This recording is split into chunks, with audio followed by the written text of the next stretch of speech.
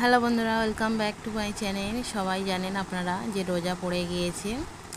এটা আমার প্রথম রোজার ভিডিও, মানে প্রথম রোজার দিনে এই মাছের ঝোলটা আমি বানিয়েছিলাম। আজকে আপনাদের সাথে শেয়ার করছি।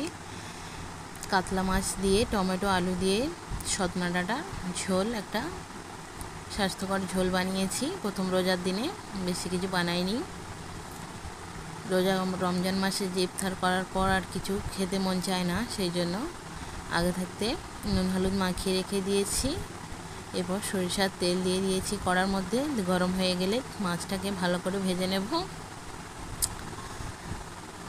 এই কয়েকদিন হলো লাস্ট আমি ভিডিও দিতে পারিনি, কারণ শরীরটা অসুস্থ ছিল এবং বাচ্চারা আর নিজেদের কাজের মধ্যে, সেই জন্য আজকের আবারও একটা ভিডিও দিচ্ছি। আবার কবে ভিডিও দিতে পারবো জানি না।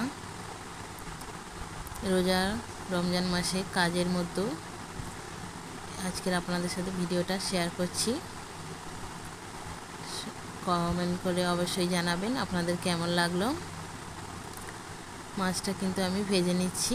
দেখুন, মাছটা কিন্তু আমি এরকম হালকা হালকা করে ভেজে নেব, যেহেতু একদম ফ্রেশ এবং টাটকা মাছটা, বেশি এই জন্য কড়া করে ভাজবো না, আর ঝোল বানাবো, সেই জন্য মাছটা কিন্তু আমার ভাজা হয়ে গেছে, তুলে নিচ্ছি। বাকি মাছগুলো আমি ভেজে নেব এই তেলের মধ্যে।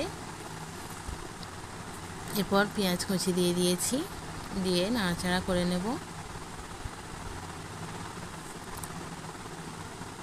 নাড়াচাড়া করে পেঁয়াজটা ভেজে নেব। এরপর কেটে রাখা আলুগুলো আমি দিয়ে দিব।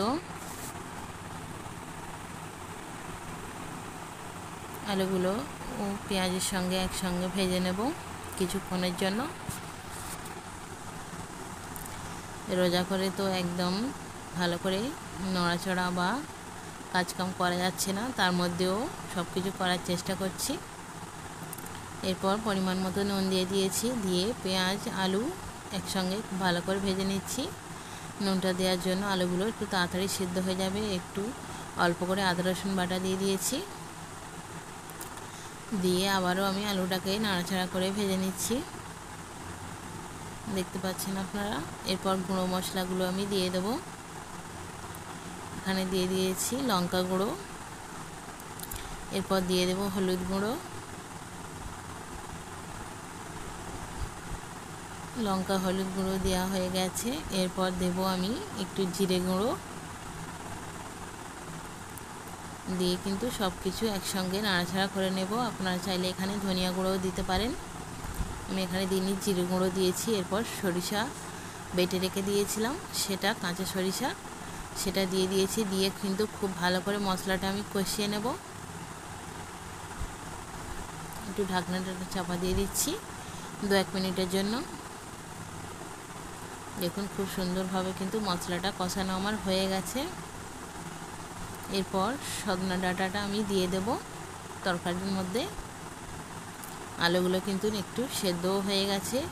আপনারা চাইলে আলুর সঙ্গে কিন্তু সজনা ডাঁটাও দিতে পারেন, সেক্ষেত্রে কিন্তু কষাতে কষাতে সজনা ডাঁটাটা সেদ্ধ হয়ে যায়। এরপর পুরো তরকারিটা হওয়া পর্যন্ত সজনা ডাঁটাগুলো একটু ছেড়ে ছেড়ে যায়, ভালো লাগে না দেখতে। এই জন্য আমি কষানোর সময় দিয়ে দিচ্ছি কয়েকটা টমেটোর পিস দিয়ে দিলাম।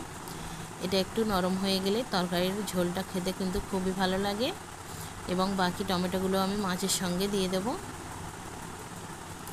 কষানোটা আমার হয়ে গেছে 5-6 মিনিটের মতো। এরপর আমি পর্যাপ্ত পরিমাণের মতো পানি দিয়ে দিচ্ছি, যতটা পরিমাণে ঝোল আমার লাগবে সেরকম পরিমাণে।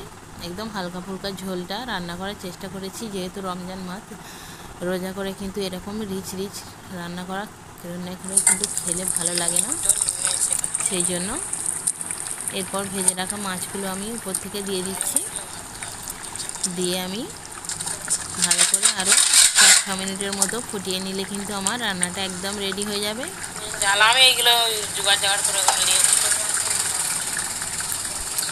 ঢাকনা ঢাকা দিয়ে আবারও আমি 5-6 মিনিটের মতো রেখে দেবো। টমেটো কুচি দিয়ে তারপর